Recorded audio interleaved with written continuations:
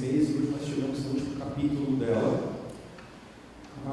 O objetivo dessa série, desde o início, nessas 5 reflexões que tivemos, e vamos ter hoje a última reflexão, o nosso objetivo é que vocês tivessem e buscassem um relacionamento mais estrito com Deus, que vocês tivessem um pouco mais de comunhão com o Senhor.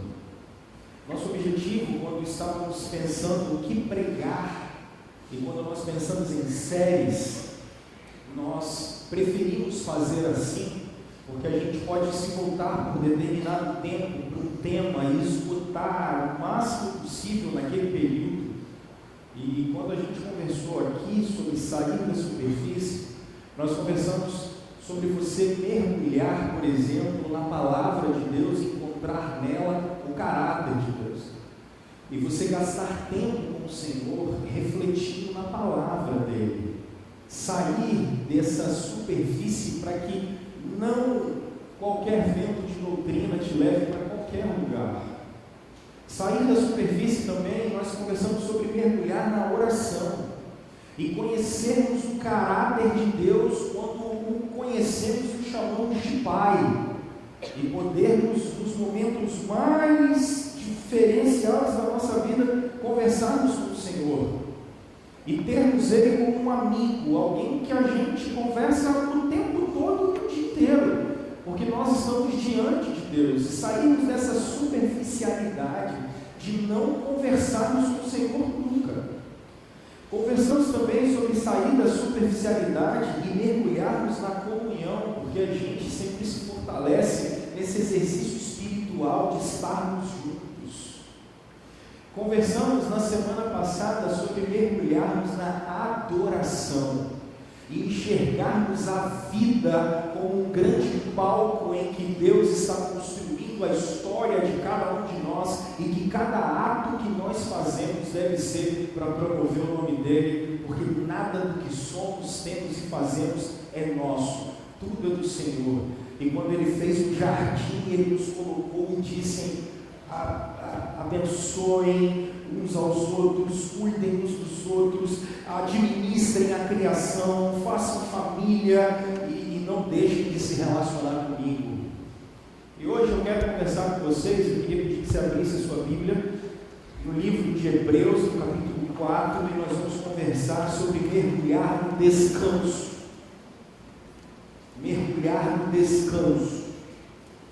Sair da superficialidade e mergulhar no descanso. E eu vou estudar com vocês Hebreus capítulo 4, então você pode deixar aberto.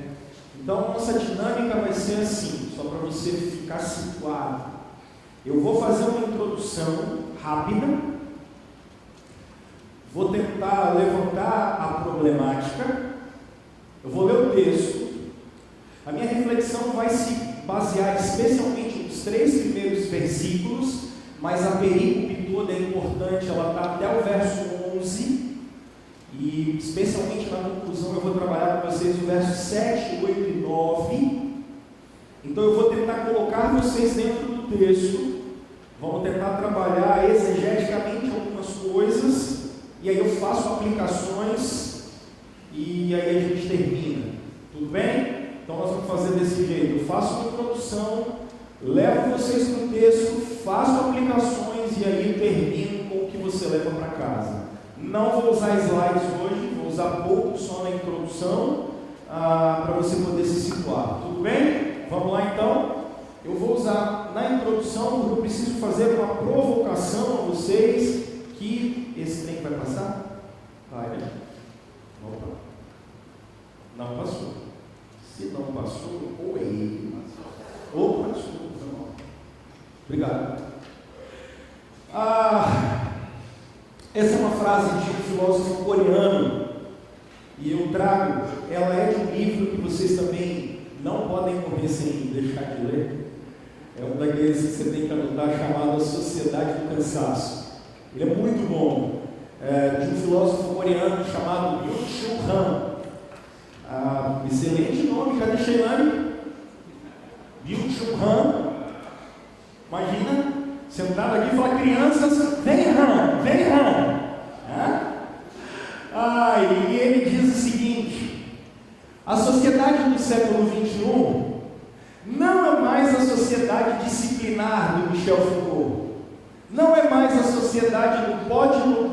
do sim e do não, da vigilância o tempo todo. Ele diz, não é mais essa sociedade. Pelo contrário, porque pode-se tudo hoje. Então não é mais uma sociedade em que as crianças aprendem a ouvir não. O Han diz, as crianças não crescem ouvindo não. Nós não crescemos ouvindo não. Quando você conversa com o seu filho, por exemplo, você já olha para ele e fala assim, meu filho, o que você vai ser quando crescer? Ou quando ele olha para você e fala assim, papai, o que é que eu vou ser quando crescer? Você fala para ele o quê? Eu posso tudo o que eu quiser. Rabiscos em outro papel. Lembra dessa música? Horrorosa, da década de 90. Chama-se Sonho Meu. Não, você não pode tudo o que você quiser. Eu desafio qualquer um de vocês que conseguiu tudo o que vocês queriam a vida toda. Só que o século XXI trouxe para a gente, o Han fala, um excesso de otimismo. Um excesso de otimismo, em que todo mundo pode tudo em todo momento. E ele diz, isso está gerando um problema sério na nossa sociedade. Porque ele diz, a sociedade agora é a sociedade do desempenho. E o que ele quer dizer com sociedade do desempenho? Eu achei isso muito legal quando ele diz, os seus habitantes não se chamam sujeitos da obediência, porque eles são empresários de si mesmos. No lugar de proibição, mandamentos ou lei entram projeto, iniciativa e motivação. A gente cria menino, ou até mesmo na escola, ou nós nos cobramos no mercado de trabalho, sempre em cima desse tripé: produção, projeto, iniciativa, gente, motivação. Quem trabalha com venda aqui, então, o negócio vai lá para o final de semana, no encontro, e aí quando você chega lá, os caras começam e você sai de lá piado. O cara vai de adrenalina, assustado, vou vencer o mundo inteiro. Te dá uma descarga de adrenalina, os coaches da vida, você sai dali motivado. Essa motivação dura uma semana, ela acaba depois.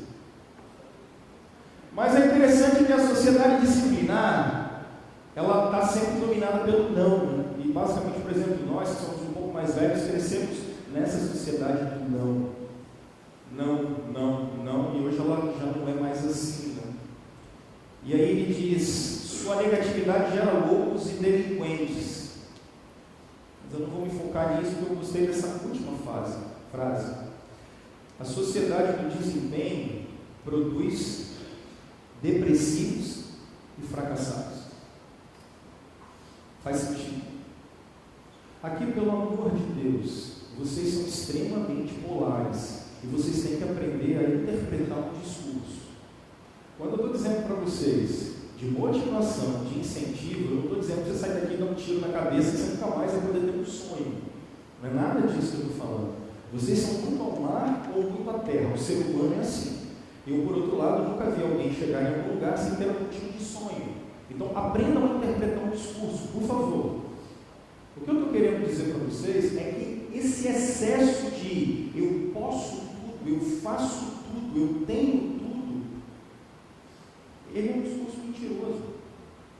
E ele está gerando uma geração de fracassados e depressivos.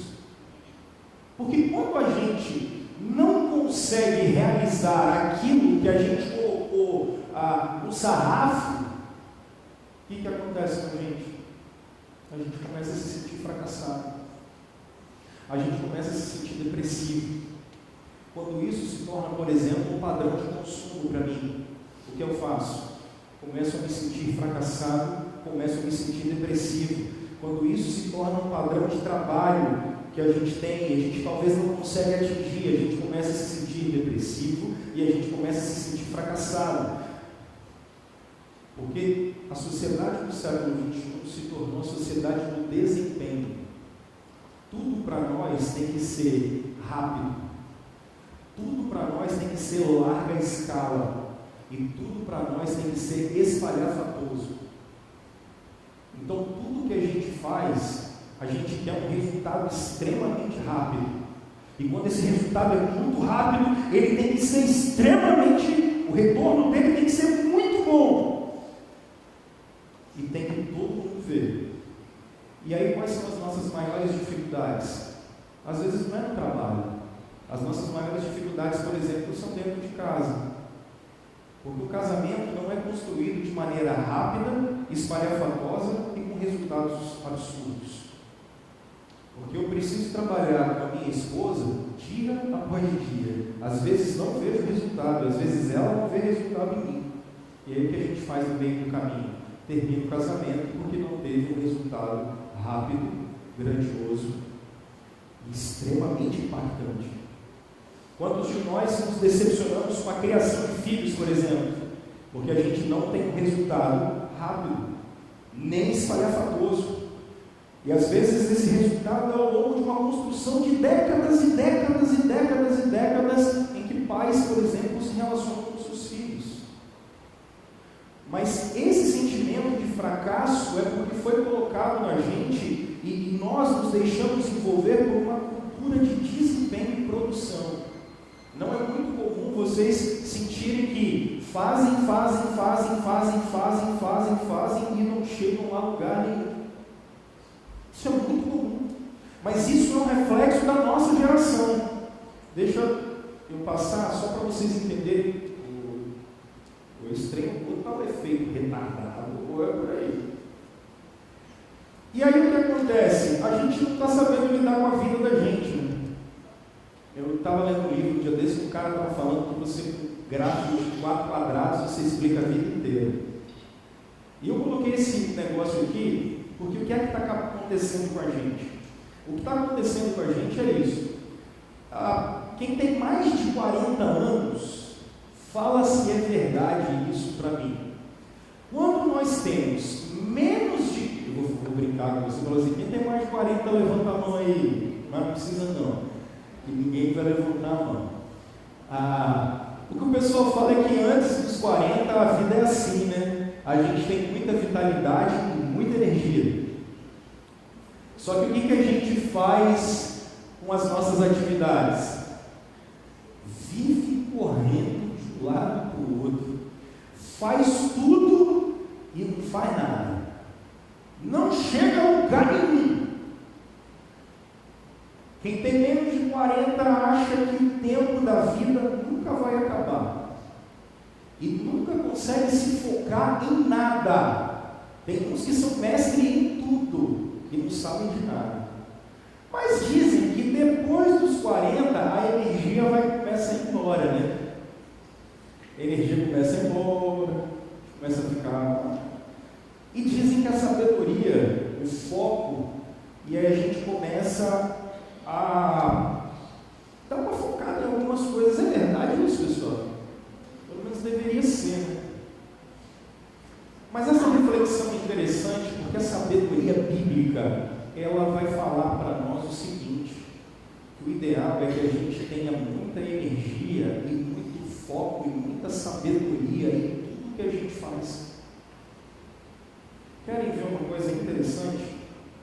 Passa aí, irmão, esse trem aqui está meio cativado.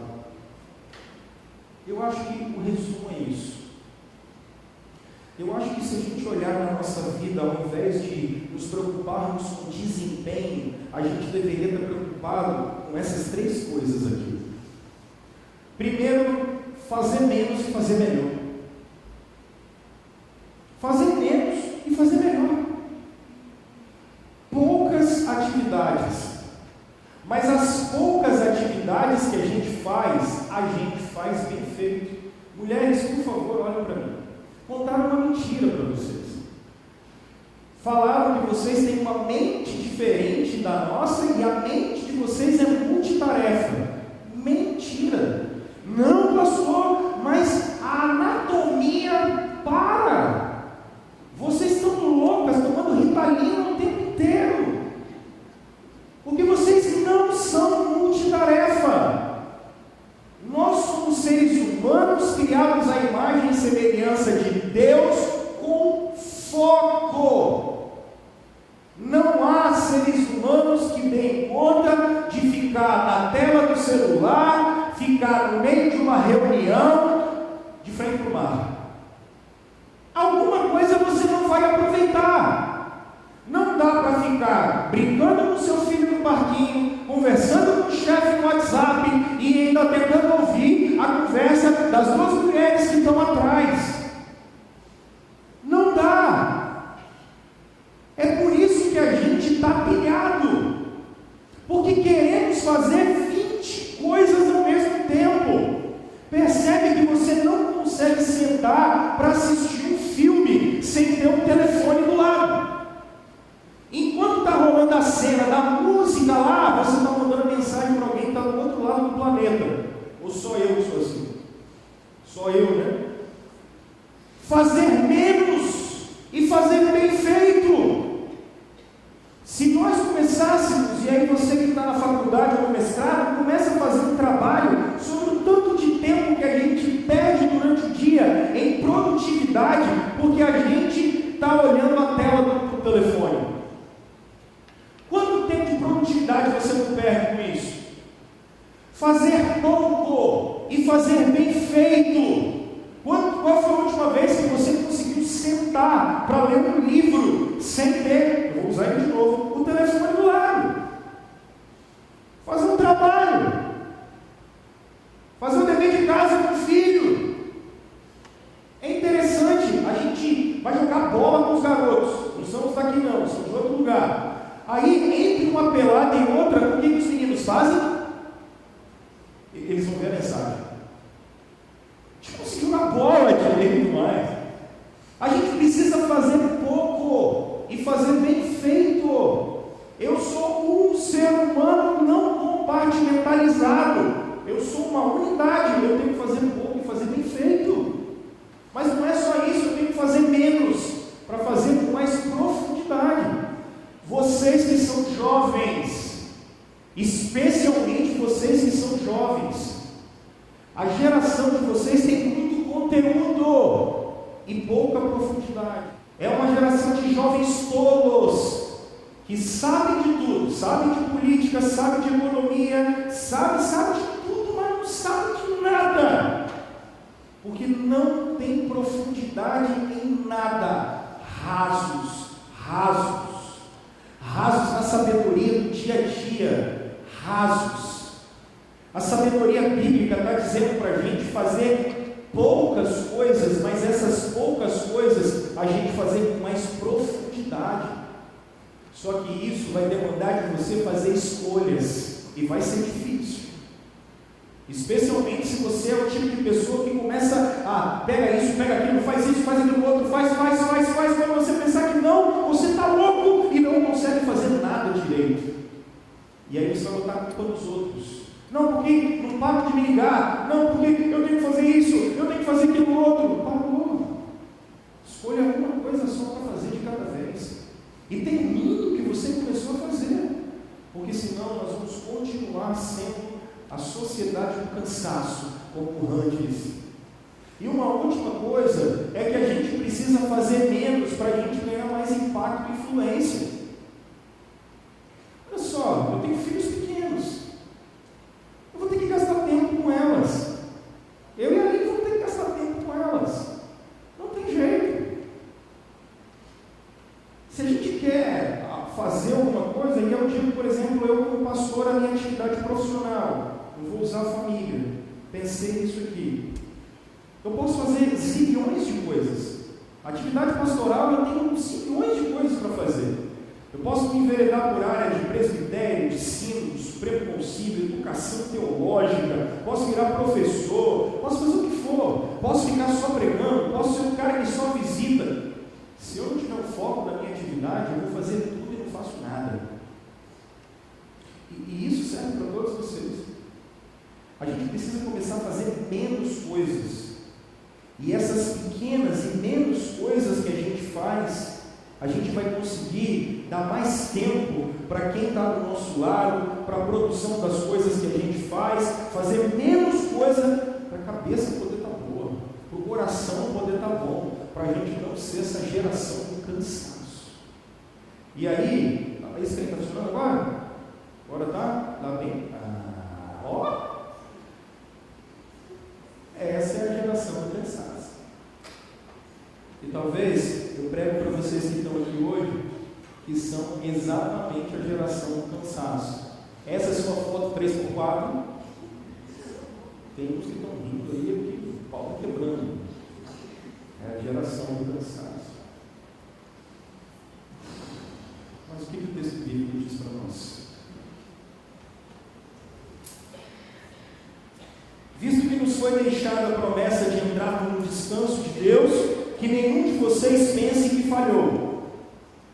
Pois as boas novas foram pregadas também a nós, tanto quanto a eles. Mas a mensagem que eles ouviram de nada lhes valeu, pois não foi acompanhada de fé por aqueles que a ouviram.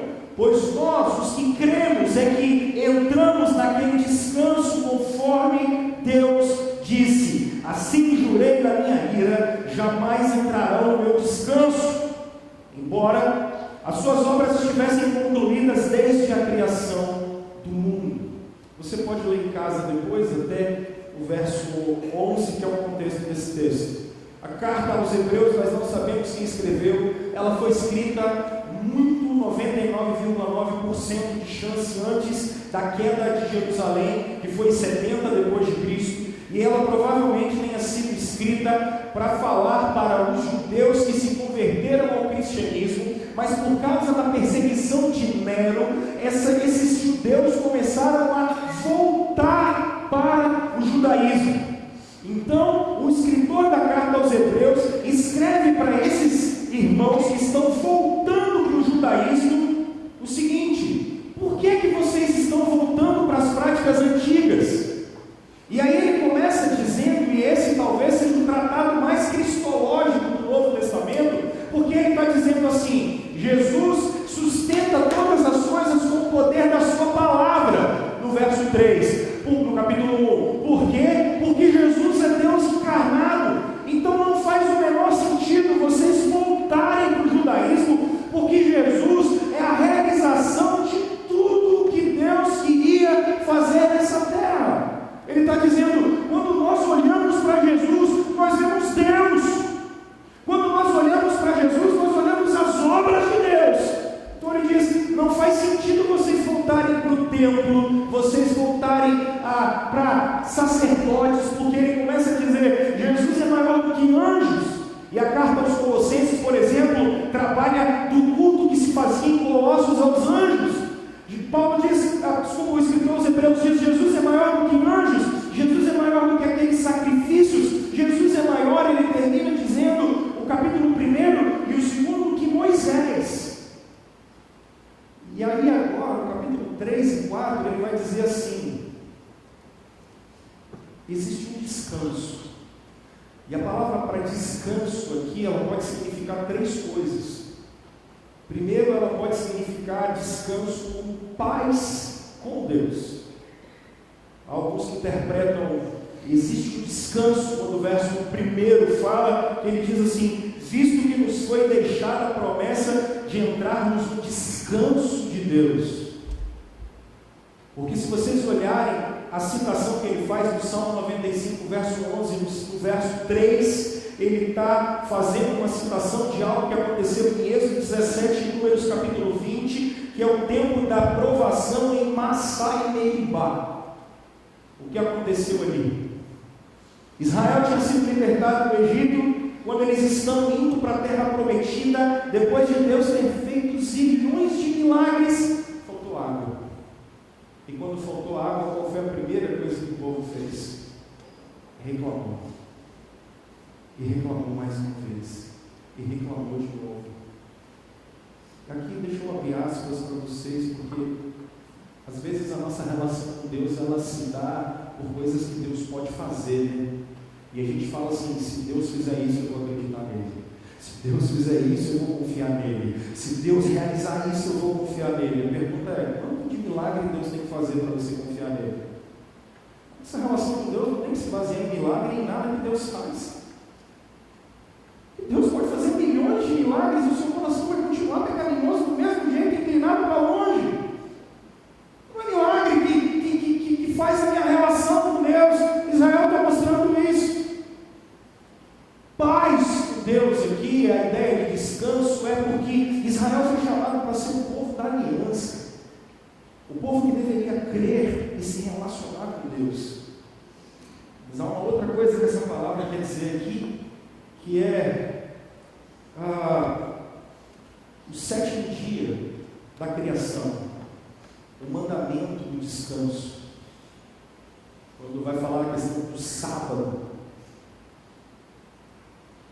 e o sábado foi dado para que a gente pudesse entender que o sábado, no sentido de descanso, foi dado para a gente conseguir entender que a gente é limitado, que a gente é pequeno, que a gente falha, que a gente não consegue ir. Mas o descanso aqui também pode significar o que Deuteronômio capítulo 12, verso 9 diz, que é a terra prometida para onde eles iriam. A terra que mana leite e mel, o lugar do descanso. Quando o texto bíblico está dizendo ainda resta um descanso, muito provavelmente ele está dizendo assim, ainda resta um lugar de relacionamento com Deus, ainda resta um lugar de relacionamento com o Senhor, em que a gente pode literalmente descansar, aonde a gente não é visto pela nossa produtividade. Eu queria que você olhasse para Jesus, e você olhasse o Evangelho de Lucas. Quando você chega em Lucas, no capítulo 3, Jesus é batizado e vem uma voz do céu. E a voz do céu diz uma coisa: o quê? Este é o meu filho amado. No capítulo 4, Jesus aparece pregando. E aí Jesus aparece pregando, e quando ele aparece pregando, ele começa a fazer os primeiros milagres. Jesus é filho amado sem ter feito nada por isso. Jesus não tinha feito nenhum milagre, nem pregado um sermão. Jesus não tinha trabalhado, Jesus não tinha feito nada. Mas ele era filho amado. Porque não é a produção dele que dizia o que ele era. O que diz o que ele era é o que Deus diz que ele era. Quando o texto bíblico diz para os judeus que estão voltando, que estão saindo do cristianismo e indo para o judaísmo de volta, eles estão dizendo: nossos irmãos, lá atrás, eles não entraram num lugar de relacionamento com o Senhor para poder descansar nele, para poder descansar no trabalho dele por nós. E aqui deixa eu evidenciar isso, porque então, descanso para a gente, eu digo para vocês mergulharem no descanso, porque descanso é uma promessa de Deus para a gente. Prestem atenção, meus irmãos, que descanso aqui pode significar simplesmente para Israel no deserto, ou para nós hoje, a igreja, liberdade de qualquer preocupação. Simplesmente liberdade de qualquer preocupação. Será que são só minhas filhas que falam assim: pai, compra aquele negócio ali? E aí o que como bom pai eu faço? Não.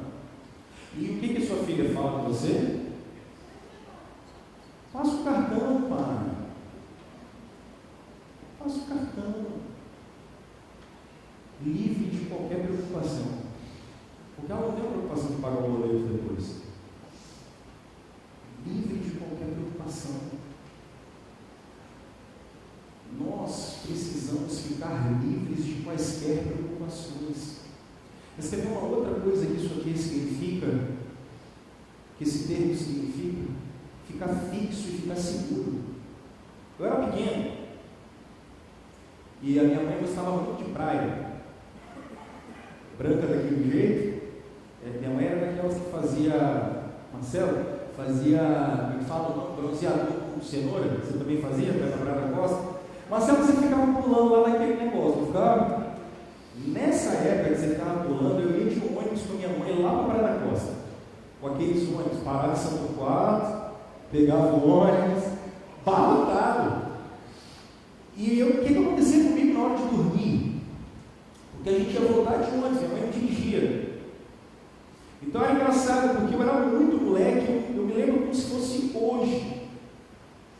Entrando naquele ônibus abarrotado que ia para São Torquato, eu olhava para minha mãe e falava assim: mãe, vou dormir. E era literalmente isso. Eu abraçava na perna da minha mãe e eu dormia. Ainda existe um descanso, significa que ainda existe um lugar em que a gente pode, aonde a gente estiver, simplesmente abraçar e dormir. Porque a gente vai voltar para casa tranquilo. Porque ela me acordava só na hora de subir o morro do parque infantil. E o pau quebrava, porque ainda bem que eu descansava. O lugar do descanso é um lugar onde a gente não tem preocupação, mas é um lugar que a gente pode ficar fixo. É um lugar que a gente pode manter a confiança. Acho que foi domingo passado, eu saí daqui, cheguei em casa, fui brincar de correr um pouquinho com as meninas, e aí a Júlia mais nova chegava e ela vinha, corria, subia na cadeira, e do jeito que ela subia na cadeira, ela vinha. E quando ela vinha, ela já pulava. E nisso que ela pulava, minha coluna ia para o pau, eu tinha que abraçar ela. Porque o lugar do descanso é esse. É o lugar onde a gente pode manter e saber que a gente pode dormir abraçado, descansar, mas é um lugar que a gente pode confiar o tempo todo, e é um lugar que a gente pode manter a confiança. Eu lembro que no tempo que eu era jogador de futebol, esse nome ruim, eu tinha um treinador no sub-20, lá no Alves, e antes do treino, eu tinha 1h30 de treino, era meia hora só de preleção. Aí, moleque, com 18, 19 anos, o cara falando, irmão. Aí tinha um cara que a gente chamava ele de baiano. Ele sabe quem é o treinador, Marcelo Índio? Meia hora de preleção. E a gente doido para jogar bola. E eu lembro do baiano. Isaac, sabe o que o baiano fazia enquanto o Índio falava? Eu estava sentado assim, e era muitas vezes que o baiano fazia isso. Ele pegava meu tênis, botava a cabeça assim e falava: não, quando terminar você me acorda. Porra, o que está acontecendo? Ele pode dormir até no meio do falatório. Ainda existe um descanso, é isso. É um lugar que, em meio ao deserto de Israel, é um lugar que vocês vão ter água para beber, porque Deus tem água para dar. Israel é um lugar que vocês acham que vocês precisam de carne, mas Deus tem mais, Deus tem maná para dar para vocês, Israel. Mas não é só isso, não. Quando fala de descanso, a gente precisa olhar que o problema de Israel é que eles vão para o exílio por causa disso, porque eles nunca confiaram na providência de Deus. A lei mandava que o 7º ano não tivesse plantação nem colheita, porque era o ano da terra descansar, mas eles não conseguiam fazer isso. Um dia na semana era para eles não trabalharem, e eles não conseguiam obedecer isso, e vão ficar 70 anos escravizados, exatamente porque é o tempo que a terra não descansou. Eles não conseguiam parar de trabalhar, porque não conseguiam confiar em Deus. E é uma alusão bonita no cristianismo, porque nós cristãos, nós não guardamos o último dia da semana, mas o primeiro, porque na antiga aliança a gente trabalhava para o descanso que viria, mas agora, na nova aliança, a gente trabalha confiado no descanso que já veio. Então por isso a gente guarda o primeiro dia da semana, porque o descanso já veio na cruz. Então, se eu prego para irmãos e irmãs que por alguma razão hoje são reféns da sociedade do desempenho e da sociedade do cansaço, eu queria te convidar a ir a esse lugar de descanso, é a essa terra prometida, é esse lugar em que, se você observar, se por um lado descanso é uma promessa, segundo, a gente conquista ele pelo Evangelho. Como assim, pastor? Percebe, gente, que o texto está sendo muito claro quando ele diz no verso 2: pois as boas novas foram pregadas também a nós e também a eles. A expressão boas novas é evangelion,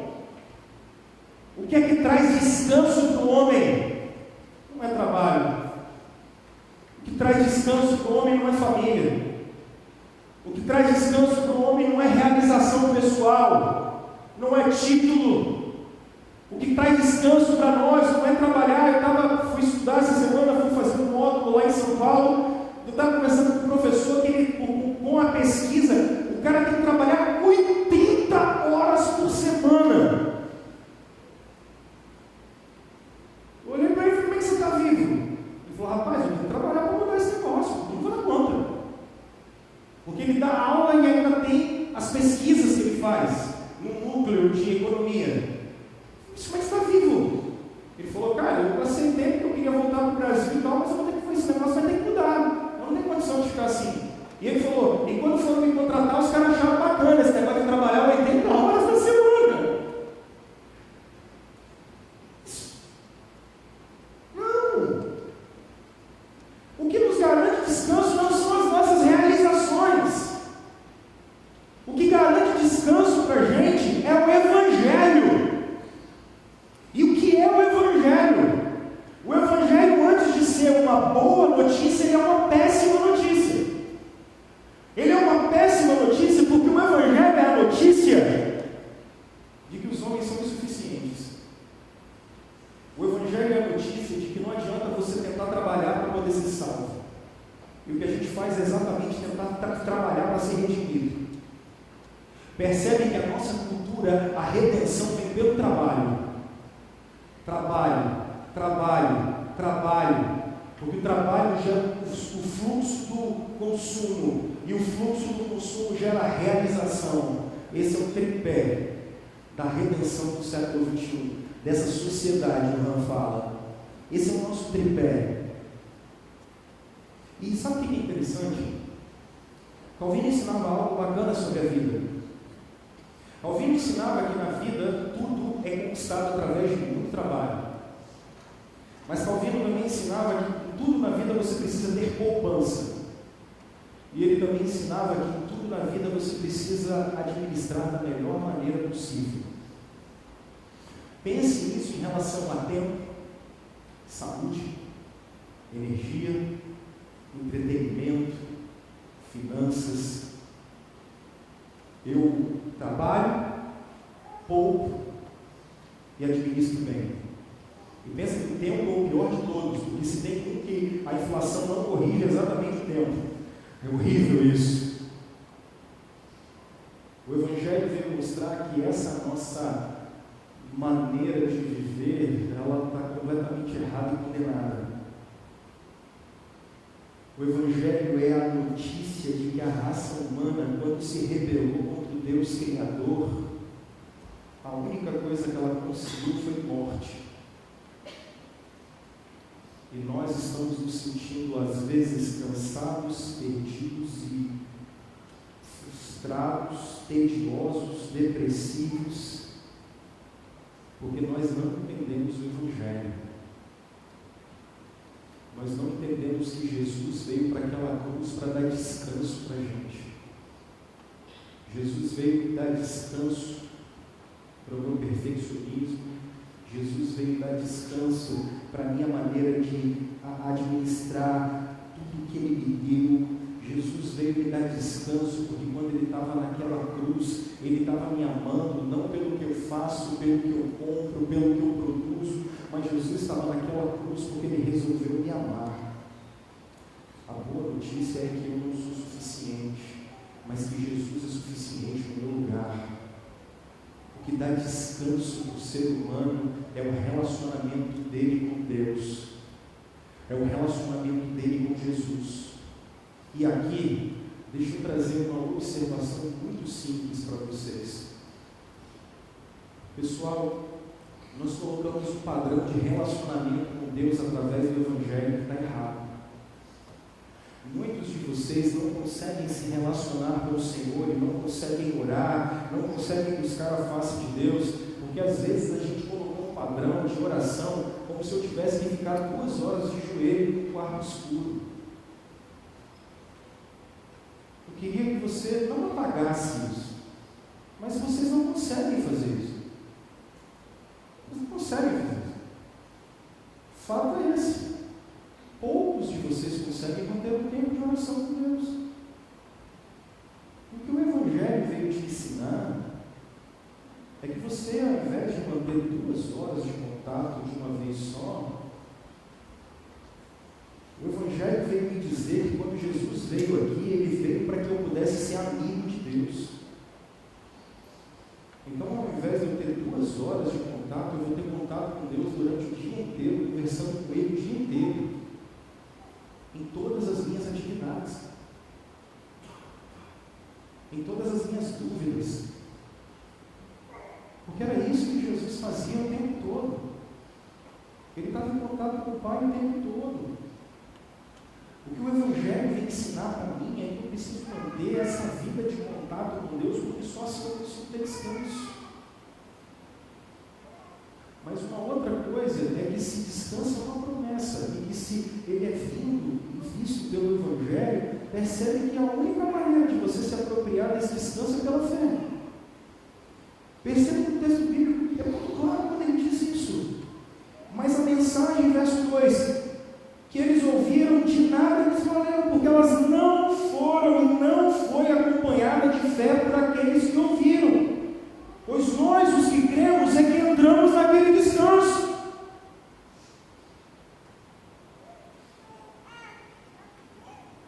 Olha só. Deixa eu ver se eu não disse isso, cara. Não lembro, eu acho que não. Mas tá bom. Deixa eu pensar. Imagina que você está num prédio de 20 andares. O prédio começou a pegar fogo.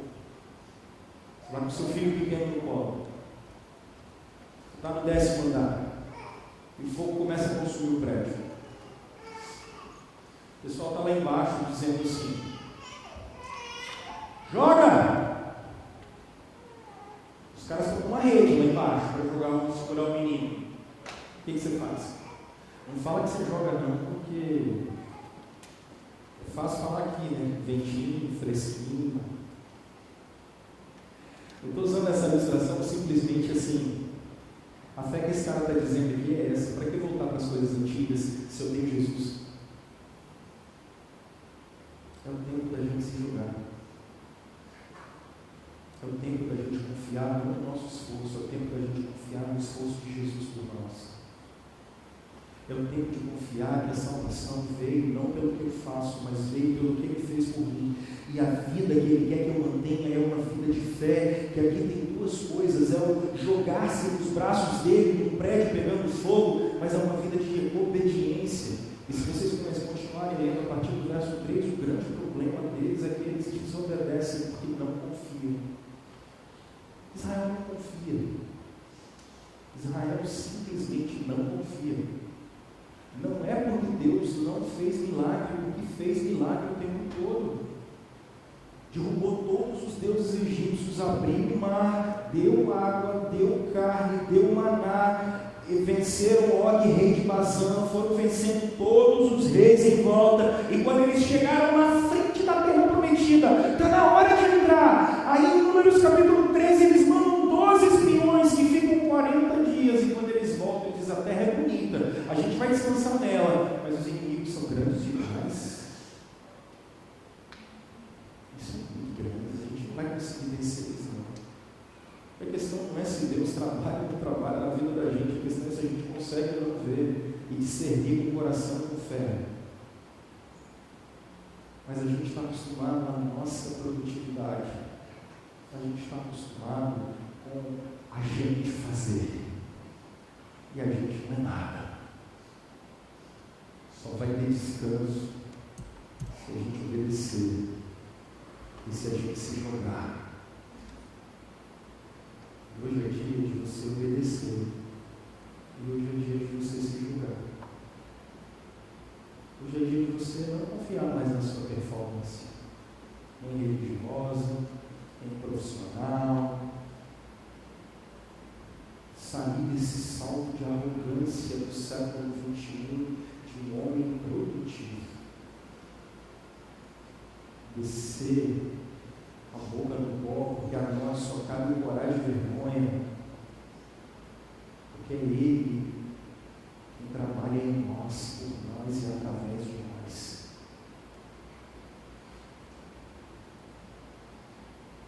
O convite que eu faço hoje para vocês, pessoal, é para que vocês possam aquietar a alma de vocês, o coração de vocês. Não vocês mesmos e o que vocês fazem, mas em Jesus.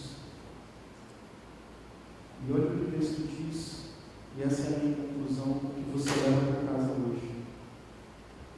Olha o verso 9. Assim, ainda resta o descanso sabático. Existe um sábado para nós. Existe um descanso sabático para o povo de Deus. Pois todo aquele que entra no descanso de Deus também descansa das suas obras, como Deus descansou das suas. Hoje é um dia de fé. Pode vir, irmão. Hoje é um dia de com fé você se entregar ao descanso que vem do Senhor. E mergulhar nesse descanso. Eu preguei para vocês há algum tempo, acho que há uns 2 meses, um verso de Jesus, e eu termino com ele. Venham a mim, todos vocês que estão cansados e sobrecarregados, e eu lhes darei descanso. Descanso. Eu vou convidar você hoje. Essa é uma promessa de Deus para nós. Uma promessa dele para a gente. Ainda existe um descanso para o povo de Deus. Ainda existe um descanso para você. Entra hoje nesse descanso através de Jesus, através do Evangelho, não mais confiando na sua performance, mas confiando só no poder de Jesus. Filipenses no capítulo 1, o apóstolo Paulo fala uma coisa linda. O apóstolo Paulo diz assim: eu estou convencido de que aquele que começou a boa obra em vocês, aquele que começou a boa obra em vocês, ele vai completá-la até o dia de Cristo Jesus. Faça pouco, faça bem feito. Faça pouco, já é influência.